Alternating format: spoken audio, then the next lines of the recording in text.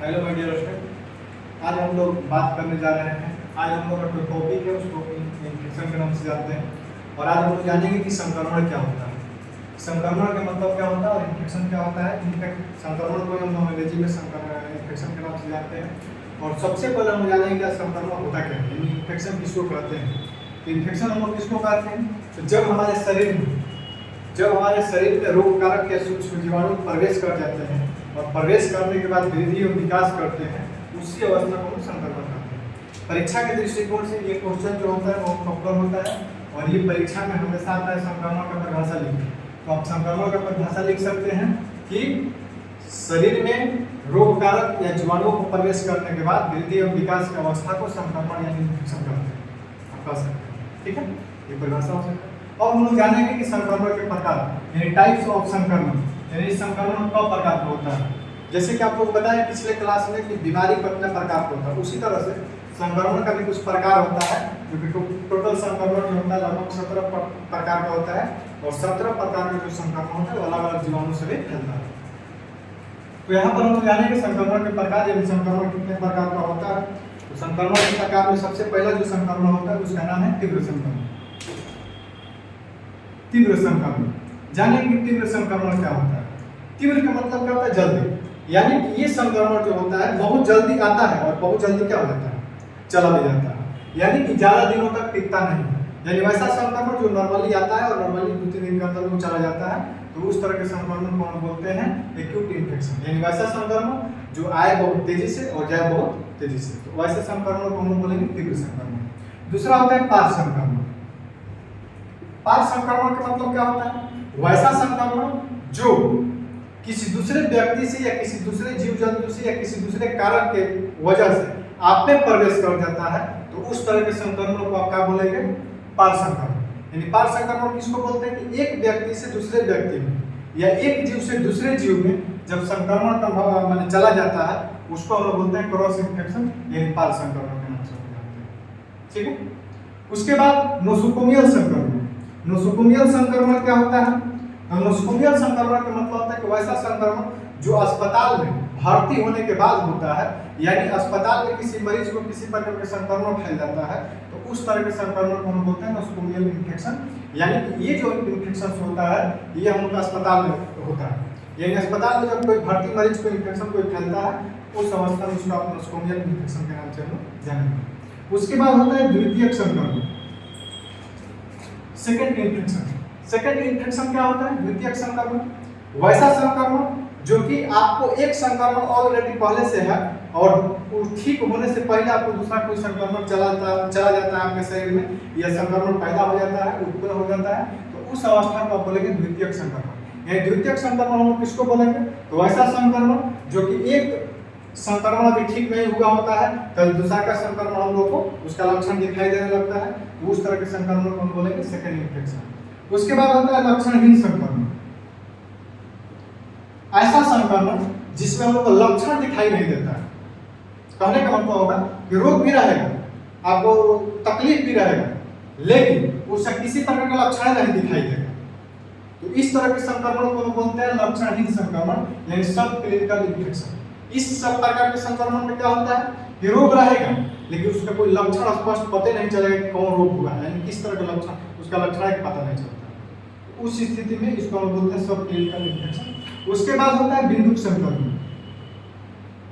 बिंदुक संक्रमण क्या है, तो बिंदुक संक्रमण वैसे संक्रमण को बोलते हैं जो आपके बोलने या थूकने या खांसने के दौरान जो आपके मुंह से जो थूक निकलता है उसके द्वारा जो संक्रमण फैलते हैं, उस तरह के संक्रमण को हम बोलते हैं ड्रॉपलेट इन्फेक्शन यानी बिंदुक संक्रमण। यानी वैसा संक्रमण जो थूकते, खांसते, बोलते, छींकते समय जो हमारे नाक मुंह से जो निकलता है थूक के रूप में, और वो क्या होता है उसके द्वारा जो इन्फेक्शन फैलते हैं, उस तरह के इन्फेक्शन को हम बोलते हैं ड्रॉपलेट इन्फेक्शन यानी बिंदुक संक्रमण, ठीक है। उसके बाद वायुजनित संक्रमण। वायुजनित संक्रमण का मतलब क्या है, वैसा संक्रमण जो वायु की वजह से फैलता है।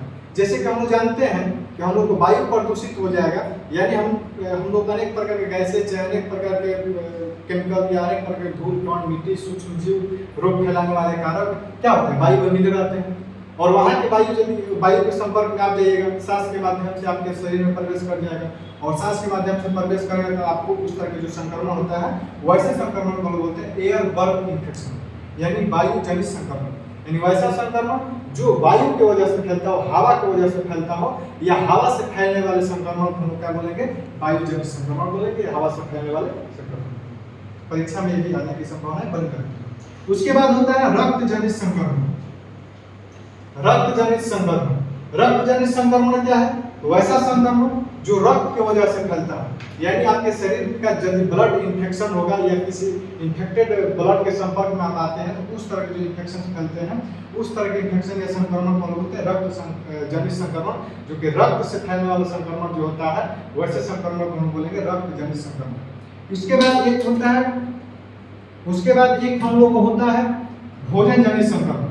भोजन जनित संक्रमण का मतलब क्या होता है, जैसे कि हम लोग जानते हैं किसी भोजन में कोई सूक्ष्म जीव पड़ जाए या कोई जीव पड़ जाए, वो दूषित हो जाए, या भोजन हम लोग बासी तिरासी या मान लीजिए 1 घंटा 2 घंटा के बाद कोई ताजा भोजन ना हो तो उसमें अनेक प्रकार के फंगस या अनेक प्रकार के इस तरह के सूक्ष्म जीव पैदा हो जाते हैं, और वो खाने के बाद हम लोग के अनेक प्रकार की लीवर से संबंधित बीमारियां होती हैं, तो उस तरह के संक्रमण को बोलेंगे भोजन जनित संक्रमण। यानी वैसा संक्रमण जो दूषित भोजन करने के बाद फैलता है, तो उस तरह के संक्रमण को हम बोलेंगे भोजन जनित संक्रमण, यानी फूड बर्न इन्फेक्शन। ठीक है, हम जानते हैं शादी विवाह में जाते हैं, कभी कभी शादी विवाह में हम लोग के साथ क्या होता है कि शादी विवाह में हम लोग जाते हैं, खाना वाना खाते हैं, लेकिन पता चलता है कि आने के बाद हम लोग अनेक प्रकार की उल्टी पैखाना कर रहा है या इस तरह की बीमारी हो जाती है। वो क्या होता है, जब आप दूषित पदार्थ आप खाइएगा या कभी होटल में आप खाते हैं, यदि आपको बासी खाना या इस तरह का खाना दे दिया जाता है तो उस अवस्था में भी आपको इस तरह के संक्रमण देखने को मिलेगा। तो भोजन जनित संक्रमण क्या होता है, तो जब दूषित भोजन आप ग्रहण करेंगे, ग्रहण करने के बाद जब शरीर में इन्फेक्शन फैलेगा तो उस तरह के संक्रमण को हम बोलते हैं भोजन जनित संक्रमण, यानी फूड बर्न इन्फेक्शन। ठीक है, उसके बाद कवक संक्रमण। तो कवक का मतलब क्या होता है, कवक एक प्रकार के सूक्ष्म जीव है जो कि रोग फैलाने में इसका भूमिका होता है, और कवक की वजह से रोग फैलता है। जैसे हम लोग जानते हैं कि आप खाना पर या कोई फल पर या कोई पत्ती वत्ती पर आप देखिएगा तो उस पर रेसा रेसा टाइप का रुआ टाइप के ऊपर जाल बन जाता है, उसी को लोग फंगस बोलते हैं, और फंगस की वजह से जो बीमारियां फैलती है उस तरह की बीमारी को क्या बोलते हैं, कवक संक्रमण, यानी फंगस इन्फेक्शन। ठीक है, उसके बाद होता है जीर्ण संक्रमण। जीर्ण संक्रमण क्या होता है, वैसा संक्रमण जो आएगा धीरे धीरे और जाएगा भी धीरे धीरे, यानी इस तरह के जो संक्रमण होता है ये बहुत दिनों तक चलता है। यानी कि इस तरह के जो संक्रमण आते हैं ये क्या होता है, आएगा धीरे धीरे बहुत दिन तक ही रहेगा, लेकिन इसको ठीक होने में बहुत टाइम लग जाएगा। जैसे कैंसर होगा, एड्स होगा, HIV होगा, इस तरह के संक्रमण क्या है, इस तरह के संक्रमण हो जाए तो उसको ठीक होने में कितना सालों लग सकता है या कभी ठीक भी नहीं हो सकता। तो वैसा संक्रमण जो बहुत दिनों तक चलता हो तो वैसे संक्रमण को बोलते हैं जीर्ण संक्रमण, यानी क्रोनिक इन्फेक्शन। उसके बाद होता है सब एक्यूट इन्फेक्शन। सब एक्यूट इन्फेक्शन क्या होता है, सब एक्यूट इन्फेक्शन तीव्र संक्रमण और जीर्ण संक्रमण के बीच के जो भाग होता है उसी को हम क्या बोलते हैं, सब एक्यूट संक्रमण बोलते हैं। यानी वैसा संक्रमण जो तेजी से आए भी नहीं और तेजी से जाए भी नहीं, यानी बीच के, मिडिल क्लास में जब पड़ता है तो तीव्र संक्रमण और जीर्ण संक्रमण के बीच के जो संक्रमण होता है उसको हम बोलते हैं सब एक्यूट संक्रमण, जो कि ये क्या होता है, नॉर्मल होता है, ज्यादा दिन तक रुकता भी नहीं, जल्दी ठीक भी नहीं होता। एक होता है जल जनित संक्रमण, water burn infection. Water burn infection क्या होता है, वैसा इन्फेक्शन जो जल के वजह से फैलता है, यानी सूक्ष्म जल यदि आप पीते हैं, जैसे आपको पीलिया रोग होता है, जॉइंटिस, ये क्या होता है, तो ये हम लोग जब दूषित जल को ग्रहण करते हैं तो दूषित जल को ग्रहण करने के बाद हम लोग को इन्फेक्शन होता है और अनेक प्रकार की बीमारियां होती है। तो वैसा इन्फेक्शन जो जल की वजह से फैलता है या दूषित जल की वजह से फैलता हो उस तरह की बीमारियों को हम बोलते हैं जल जनित संक्रमण। ठीक है, उसके बाद होता है पायोजेनिक संक्रमण। पायोजेनिक संक्रमण क्या होता है, तो पायोजेनिक जो संक्रमण हम लोग को होता है वैसा संक्रमण जो पस बनाने वाले जीव से फैलता है। पायोजेनिक का मतलब क्या है, पस के मतलब होता है मवाद। जैसे हम जानते हैं कि कट जाता है, फट जाता है या घाव हो जाता है तो जो मवाद बनता है तो उस मवाद को बनाने में जो सूक्ष्म जीव भाग लेते हैं उसी को हम बोलते हैं पायोजेनिक। और पायोजेनिक यानी मवाद बनाने वाले जीवों से फैलने वाले संक्रमण को क्या बोलते हैं, पायोजेनिक संक्रमण बोलते हैं। यानी वैसा संक्रमण जो पस बनाने वाले सूक्ष्मजीवों से फैलता हो तो उस तरह के संक्रमण को आप बोलेंगे पायोजेनिक संक्रमण। एक होता है लोकल संक्रमण, लोकल इन्फेक्शन। लोकल इन्फेक्शन का मतलब क्या होता है? वैसा संक्रमण